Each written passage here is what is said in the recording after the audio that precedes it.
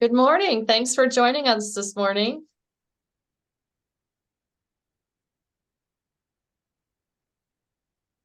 I think we'll go ahead and get started with our Tuesday Talent Series. We're super excited to have Jana Sanchez here, the Chief Alchemist at Alchemy with Words. Her session today is the Echo Effect, harnessing listening intelligence to increase your reach, revenue, and impact. The Tuesday Talent Series is brought to you by Plant Moran. Plant Moran is among the nation's largest accounting, tax, consulting, and wealth management firms and provides a full line of services to organizations in the following industries: manufacturing and distribution, financial services, service, healthcare, private equity, public sector, real estate, construction, and energy. Plant Moran has a staff of more than 3,300 professionals throughout the United States, with international offices in Shanghai, China, Mumbai, India, Tokyo, Japan, and Monterrey, Mexico. In Colorado, Plant Moran has served its Colorado clients for more than 40 years, with offices in Broomfield, Denver, and Fort Collins. Plant Moran has been recognized by a number of organizations, including Fortune magazine, as one of the country's best places to work. For more information, visit plantmoran.com. Super excited to have them as sponsors. Now, let's turn our attention to Jana. We're so excited she's here today and going to present for us. Jana has been helping companies get results for more than 20 years. She's an entrepreneur, educator, coach, and community leader who is committed to building ecosystems inside and outside of organizations that support high-performing teams, making a significant impact within their businesses and communities. With her extensive background in organizational management and marketing, she helps companies get clarity around where they need to go and the confidence to find the right path to get there. She has more than a decade of experience in coaching executives, business owners, and graduate students with an outcome-based philosophy. Jana also teaches a broad suite of corporate training subjects and has facilitated strategic planning with Fortune 500s, small businesses, and nonprofits. Jana, we're so excited that you're here with us today, and we'll let you take it away. Thank you, Yvonne. I appreciate it very much. Welcome, everybody. Appreciate your time being here today. I am going to share my screen here and get us started.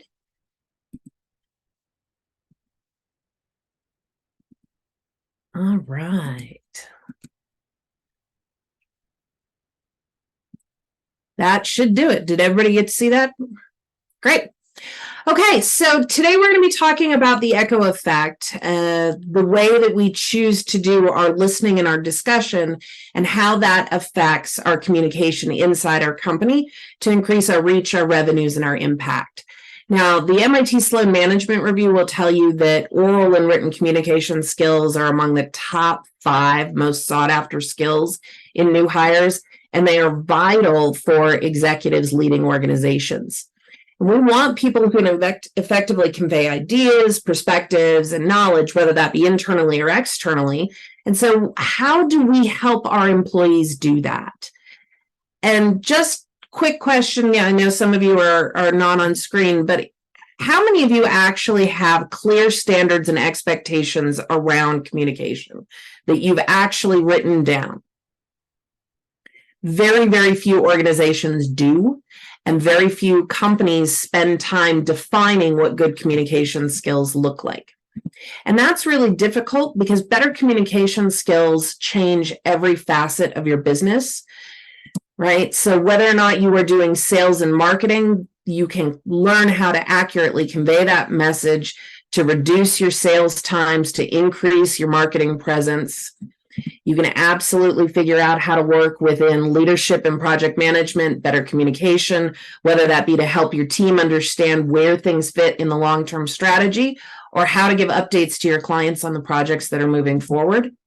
Data analysis and strategic planning, huge communication skills. If you're not able to have conversations with both the analytical side of your business and the creative, more people-focused side of your business, then you don't have business goals that align up together. And finance and HR absolutely need to have solid communication skills so that they're able to help other department owners and other people within the company understand what they can do to improve their situations.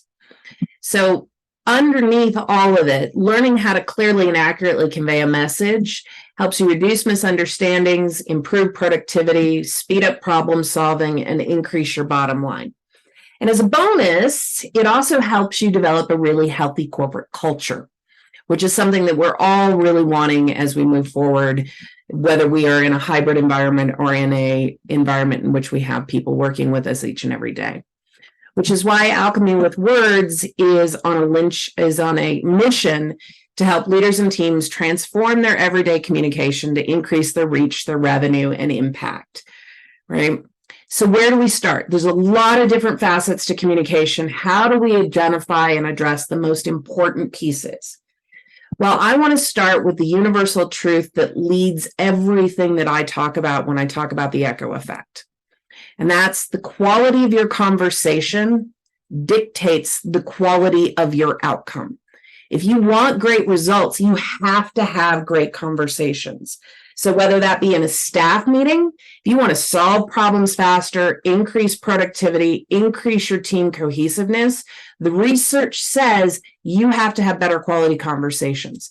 Same with your customers. If you want to be able to provide them with what they need in terms of solutions and be able to get your sales cycle and revenues to move faster, you need to be having better quality conversations.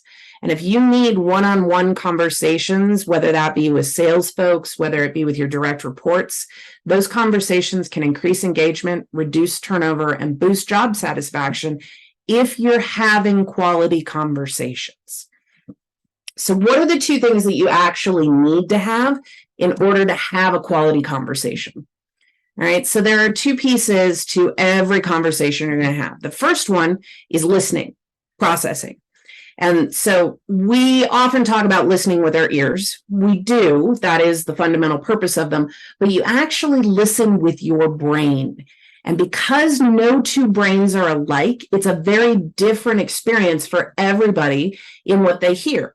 You've often been in an argument with a significant other where you thought one thing was said and they thought another thing was said. And if you were to go back to a recording of that argument, a different thing would be said altogether. But what each of you heard and processed was different, which leads us to our second major component of communication, which is discussion and conflict. If you are going to make a decision, decisions require the discussion and disagreement on some level for people to commit to that decision. They need to be able to advance their opinion, have a discussion around why this opinion perhaps is better than this one, and then that conflict will then cement whether people will commit to that decision. So our two major components we're going to talk about: listening, all right? How does your brain work? What do you hear? And then the second piece, how do you have the conversation to get to the decision you want to have? And that's through conflict. Okay? So let's talk about the listening side first. I want to talk a little bit about the cost of poor listening because nobody actually thinks about this. And it's really fascinating the studies that are being done on it right now. So we only retain about 25% of what we hear. So you all are only going to take home 25% of what you hear today. I don't get to pick which 25% that is. I can tell you which 25% I want you to hang on to, but that will not be what you actually hold on to. That will align with your personal listening habits. So whatever you retain and hear today will be because of the habits you already have in listening intelligence. The second piece of our poor listening is that less than 10% of us feel like our colleagues seek to understand our point of view. More and more colleagues are telling their managers, he doesn't listen to me. She never listens to the whole story. This is a daily occurrence for a lot of people where they feel like they have been dismissed in a conversation. Listening helps solve that problem and improves your engagement and your results in that.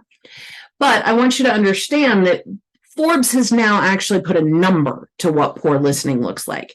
You lose about $15,000 a year per employee in poor listening because of misunderstandings and things that you have to redo. For some of you who have a lot of employees, that's math that gets really complicated very quickly, right?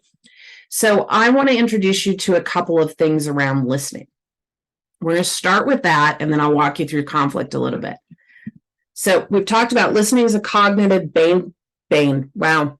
Brain-based function. How you listen is deeply related to how you think, right? So each of us hears our own things based on the neural pathways that we have already built inside of our brains. Those are habits. They are not set in stone. They are habits that you can change if you improve upon them and think about how you want to listen moving forward. And understanding how people listen allows you to communicate with them more effectively. So if you can figure out how the person across the table from you listens, your opportunity then becomes to be able to communicate with them exactly what they need to hear in order for you to get to the outcome that you want to have. Does that make sense? Okay, appreciate the head nodding.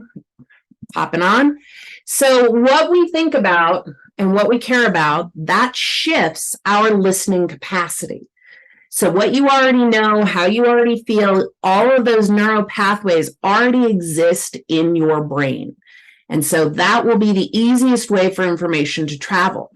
So for those of us, I'll give you the easiest example. For those of us who don't feel like we're math people, if I were to ask you right off the top of your head, what's 6 times 4, somebody's going to come back with 24 really, really fast because that's a thing they know.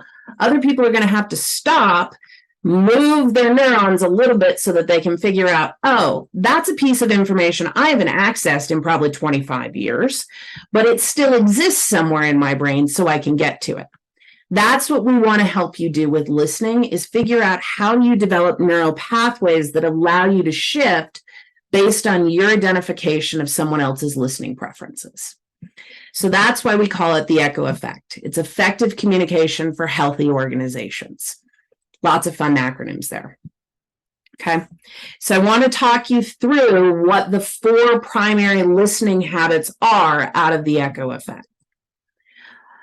So we have 4 different styles of listening. We have connective, reflective, analytical, and conceptual.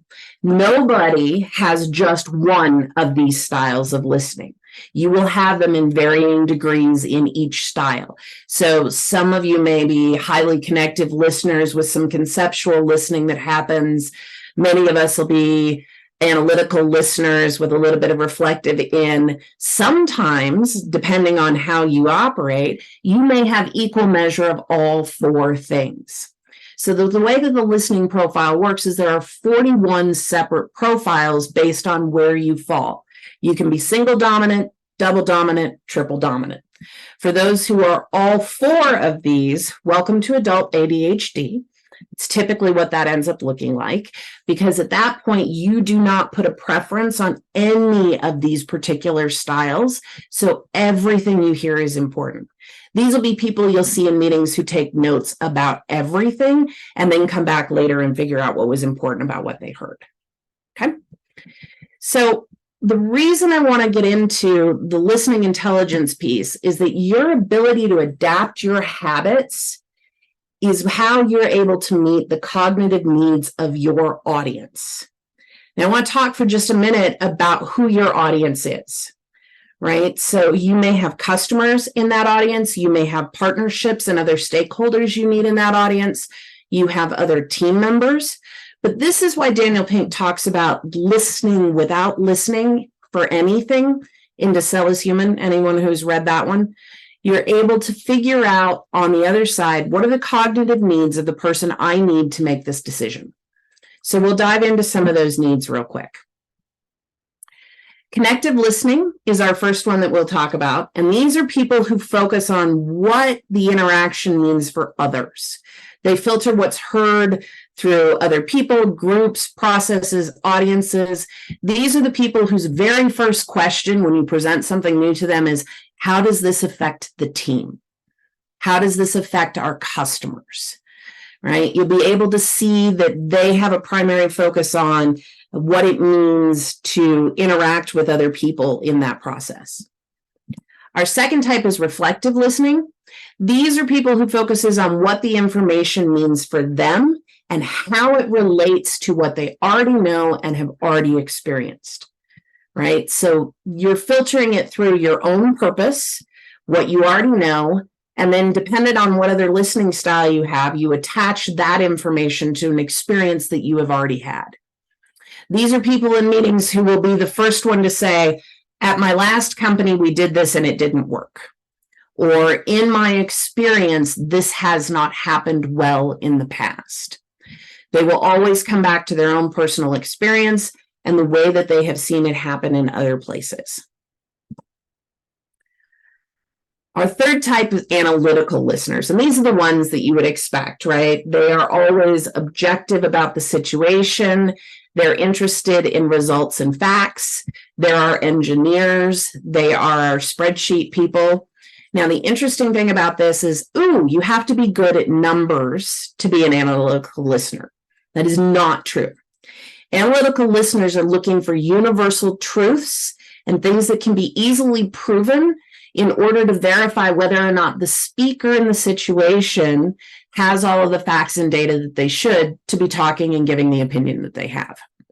So analytical listeners are always going to want to fact check you, which means if you're doing presentations like this, within the first 5 minutes, you need to have some kind of data that's easily validated in a universal truth for them to be able to trust you in that process. So analytical listeners are also the ones in your team meetings who are going, great, that sounds lovely. How are we going to do that? Where is the budget for that?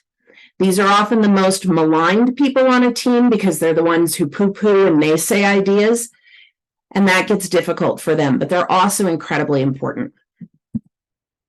And our last one is conceptual listeners. These are people who have the habit of focusing on the big picture, ideas, brainstorming, often abstract kind of stuff. So what you'll see is an interest in possibilities, in big picture concepts. How does this apply down the road? So if you've ever been in a meeting where someone just keeps brainstorming over and over and over, these are conceptual listeners. They want to know, how is this idea going to be able to apply down the road to this other thing that we have going on? How is it going to apply in terms of us being able to launch the next product? What does it mean in the long term? Okay. So your agility in being able to shift your habit creates that quality conversation that leads you to the outcomes you need. So let me give you a couple of ideas about how this applies. So if you're in a team meeting and you figured out one of your team members is an analytical listener and the majority of your other team members are connective listeners, so they're very interested in people, and your analytical listener keeps going, but how are we going to pay for it? Or how are we going to make sure that this measures up? And everybody else in the room is getting upset. Your job then as the leader is to be able to communicate the most important thing that your analytical listener needs in order to bring them on board with that team project. So that may be, all right, yes, we have the budget for this. Yes, we have the capacity to make this happen. Yes, this is a necessary piece in the longer term goals of the company. So you're able to help navigate and explain to that specific person what they need to hear in order to get them on board. That reduces friction between your team members, particularly for that person who has the outlier style, and will allow you to conduct better one-on-one meetings with your team members because you will understand better as to what they need to hear and how they are going to communicate with you. Because in the absence of any other information, we all think we're normal, right? So we're going to communicate in the way we want to hear back. So if you're communicating with your analytical listener of, I know your team members like you, I know you're doing a really good job here, without giving them back data of your productivity is at 50%, your performance report from your team 360s has an increase in how useful you are with the rest of your team. Those two things are very different, but mean the entire world of difference to that one individual. And you'll have better results when you're able to navigate down to exactly what they need to hear. Second piece of that is in marketing application. So we want to be able to apply listening very specifically to what our ideal customer needs to hear from us, right? And in what way do they need to hear it from? So the easiest question I usually have is, great, what does your average dishwasher detergent need to say in order to get people to buy it? Think about that for a second. You need to know it works. You need to know it's not that expensive. And you need to know that it'll work in the dishwasher you have. Those are the three primary pieces. And the rest is semantics.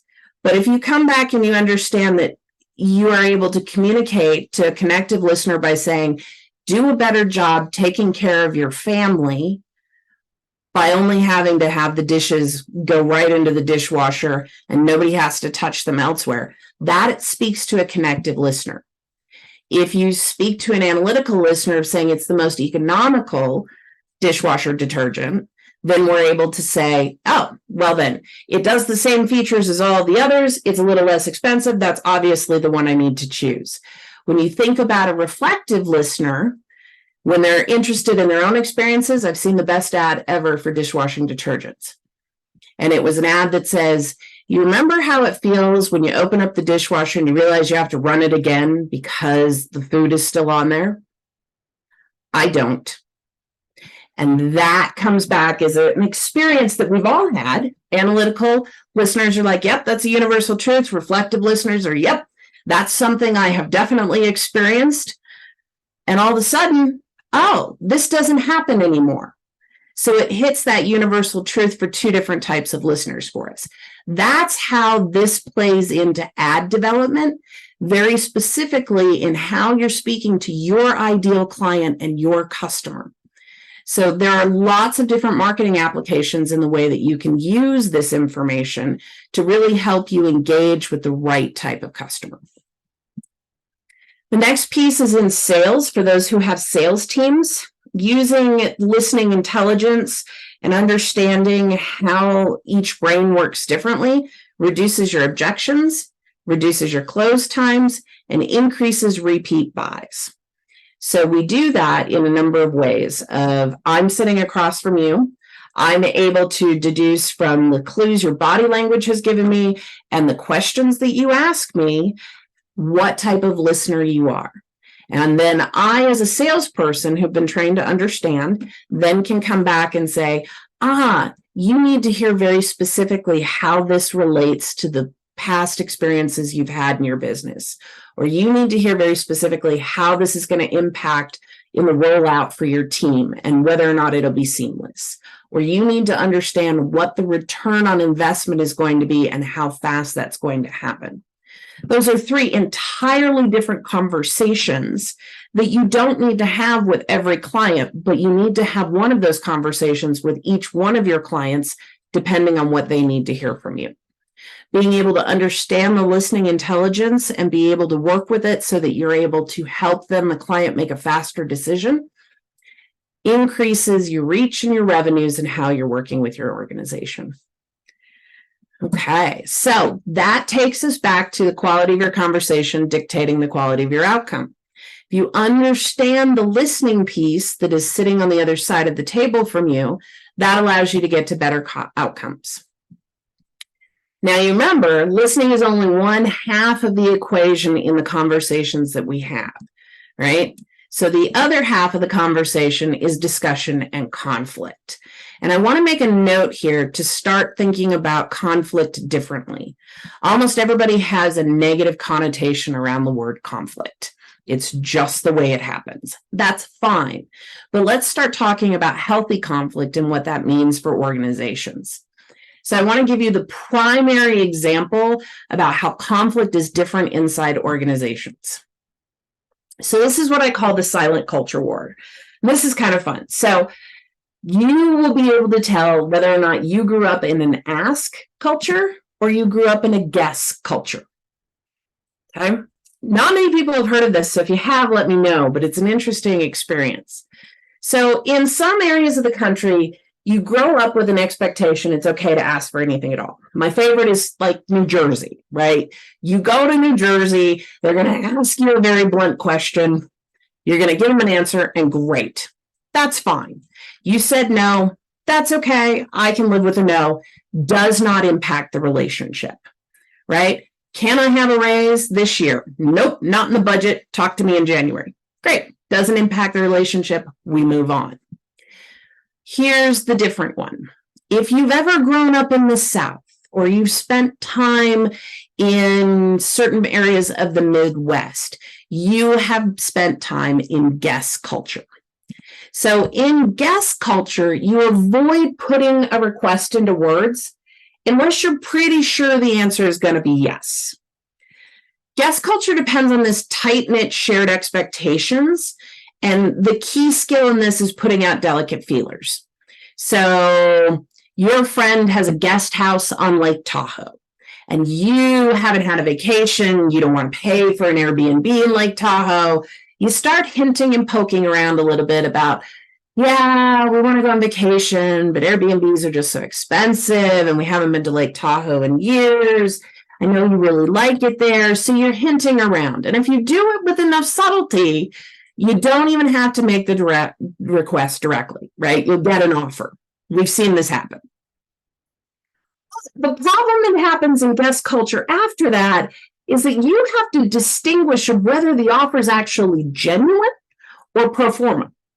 And that's where it takes even more skill and delicacy to discern whether or not you should actually accept. And depending on the shared expectations that you have between each other, you may have just permanently damaged the relationship by requesting subtly, them answering, oh, sure, you can have the guest house in Tahoe. I really don't want to let you, but sure, you can do that. And then you accept it. And now there's that feeling of you've crossed my boundaries, you've put upon me, and this is rude. What's more interesting is when you have someone with an ask culture who marries someone from a guest culture. And then the problems that happen back and forth in the relationship in that piece. This is also a huge problem inside of teams and companies, and it's not something we talk about anywhere with teams and organizations. So you may have a leadership team that's very much guest culture, and you have a labor area that is very much an ask culture. Do those two things work well together? Oh, no. So you have to figure out which culture your organization has and how you help navigate it to where it's okay to ask, and being able to accept a no doesn't then impact the relationship. So that's our first piece of conflict, right? Is do you know which culture you come from and how are you integrating with those people? The second piece I want to talk about is the disease of niceness. So this is the silent epidemic that's killing companies and destroying employee morale. We want people to be kind and compassionate and have empathy. But what we find sometimes is that the disease of niceness takes over as a non-committal way of avoiding what actually needs to be said, because it's not safe to say what needs to be said. And so what you'll find is you are not getting the information you need as a leader, because that information is frequently crucial to the operation and success of your company, but you're never going to hear it because that criticism, the reactions, the information is all kind of under the surface, but nobody wants to open their mouth and actually say it. So where do we come by this idea that it's more important to be nice than to tell it like it is or have a disagreement when we are in an organization? Here it is. How many of you are old enough to remember Bambi? Some of us have, right? So this is Thumper. This is Thumper, who is Bambi's best friend. And the very first time Thumper meets Bambi, he's like a little more than a day old, so he's still wobbly and his legs aren't working real well. And Thumper looks at him and goes, not so good at that, are you? And Thumper's mom immediately goes, Thumper, what did your dad tell you at breakfast this morning? And this is where we go. If you can't say something nice, we've all heard the rest, don't say nothing at all. And this is the worst advice that has ever been drilled into millions of children at the same time. It's completely ruined a generation in our ability to be able to do conflict, because it gives us the idea that speaking up is inherently wrong, providing opposition makes you a bad person.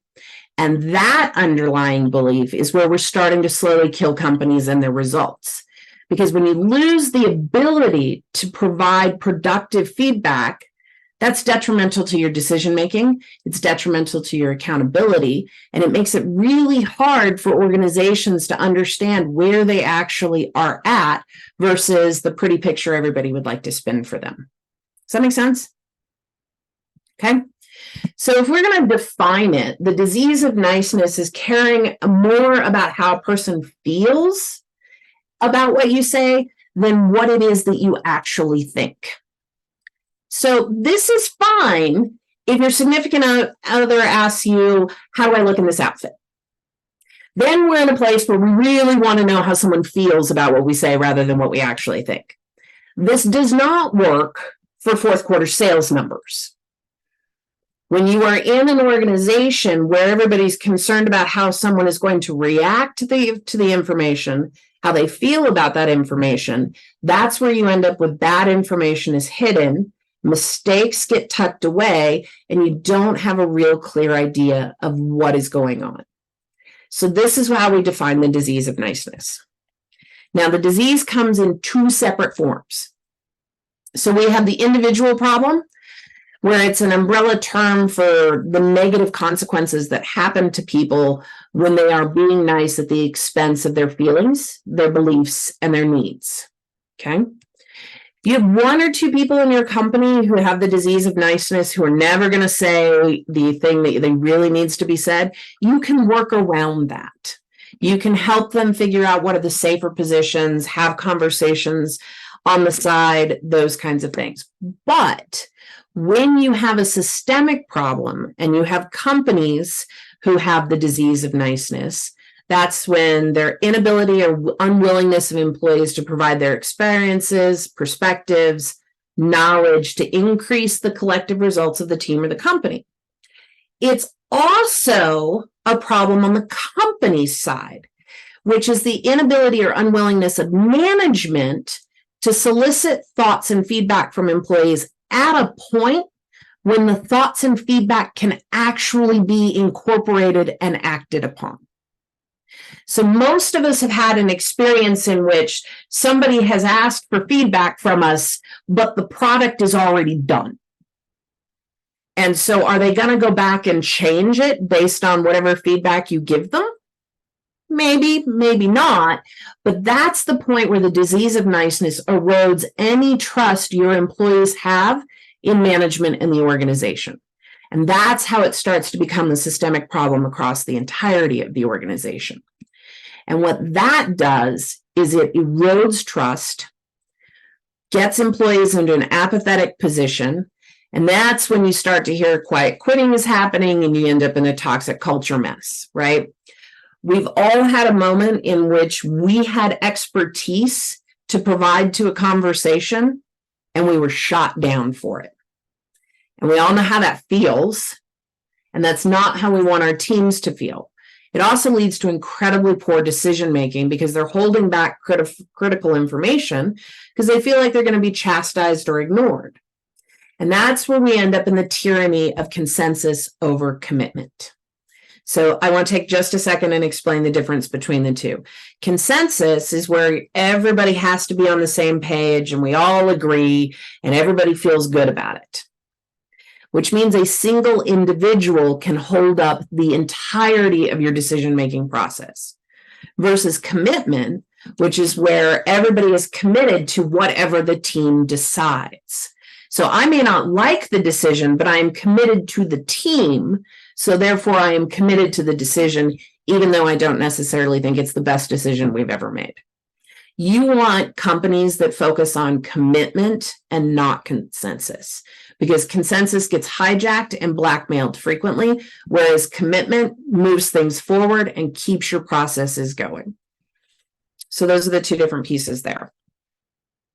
So when we end up in an organization that's actually prioritized commitment, what you'll find is that they have healthy conflict styles in the way that they choose to work. And so this is the second half of what we need to talk about today, is the 5 different conflict styles that are out there. Now, the Thomas Kilmann inventory has been around since the early 1970s. So it's got 50 years of data that kind of puts it all together in this process for you. And it builds itself off of 2 axes. The first one is my needs, How important is whatever I am having conflict about to me personally? And then the bottom axis here is others' needs. How important is it to the other party, and how much do I care that it's important to someone else? Okay, my needs, other needs. So if we look at the beginning top part of it, these are high on my needs. So you'll see top left there, compete. I'm going to show up if I have a compete conflict style advocating my needs. That's all that matters to me in the conversation. You have to bring your own needs to that. Versus someone on a collaborate conflict style who is also big on my needs and other people's needs. So they're going to dig for all the needs they can find.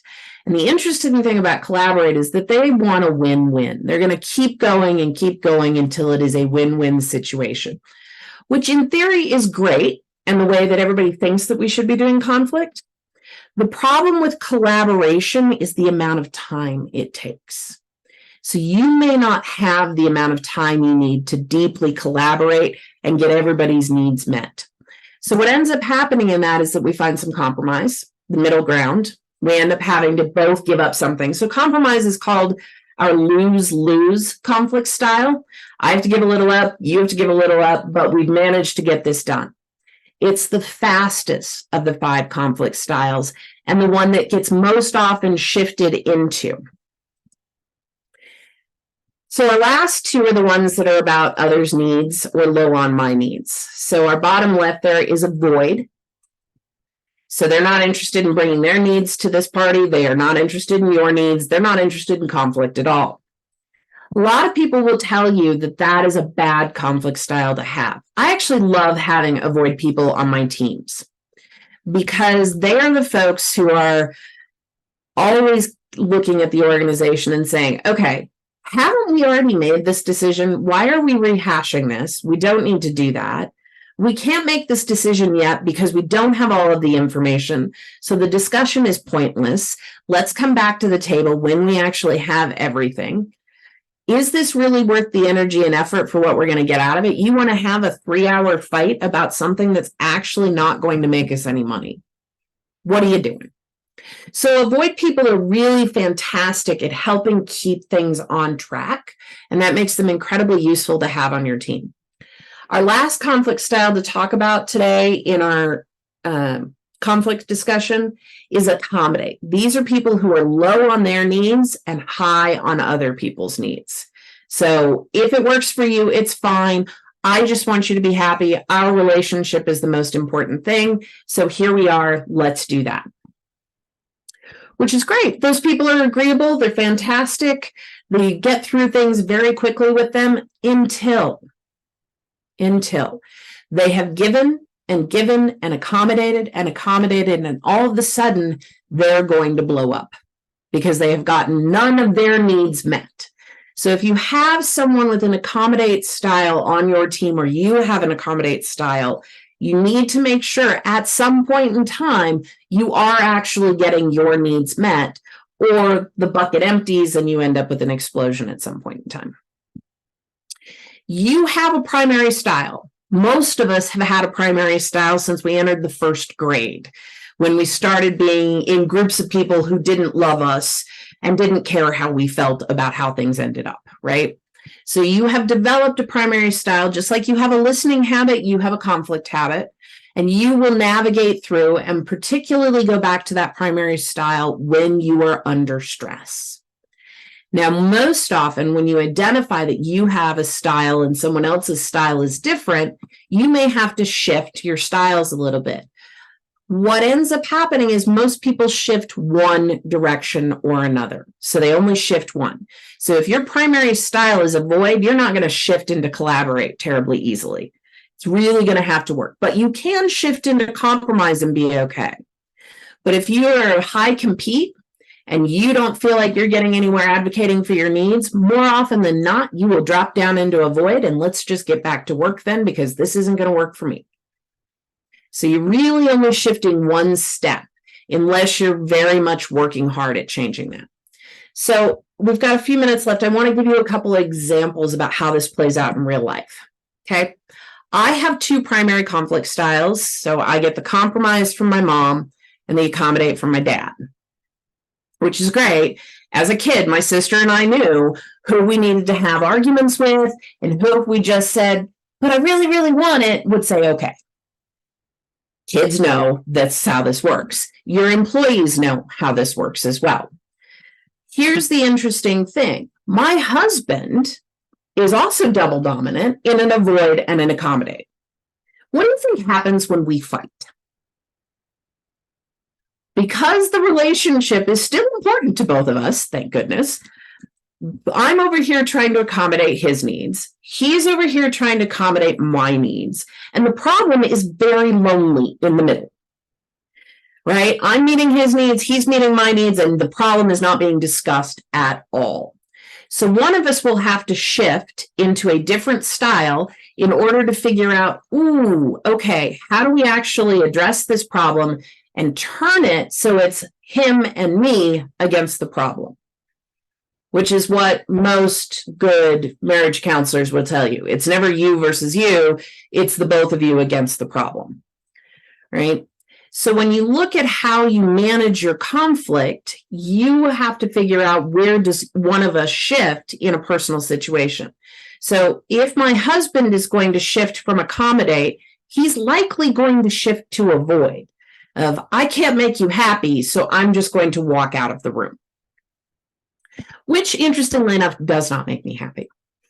So then what we end up having to do is shift into compromise, where I'll be able to say, okay, I can't meet all of your needs. You can't meet all of my needs. What needs can we actually meet of each other to make this better?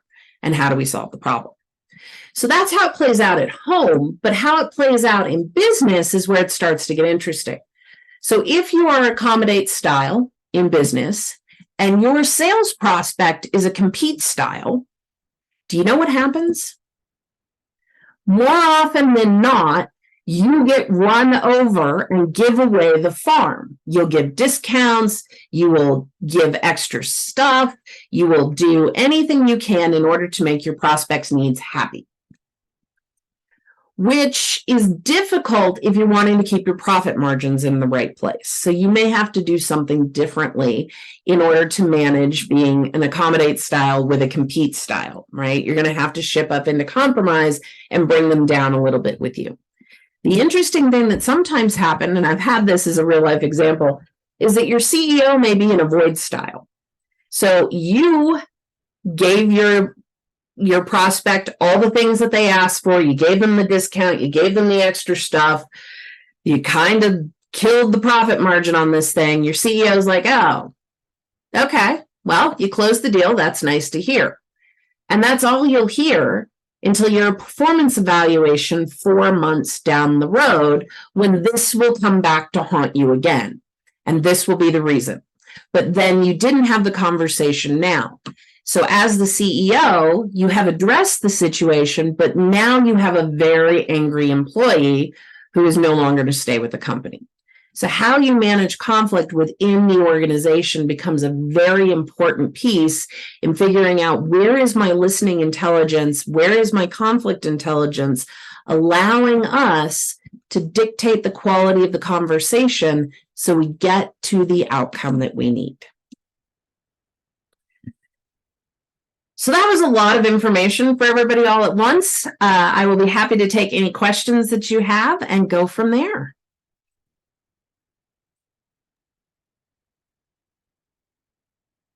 And Yvonne, if you would be so kind to stop the recording so that if people do have questions, we are not airing their dirty laundry on recording.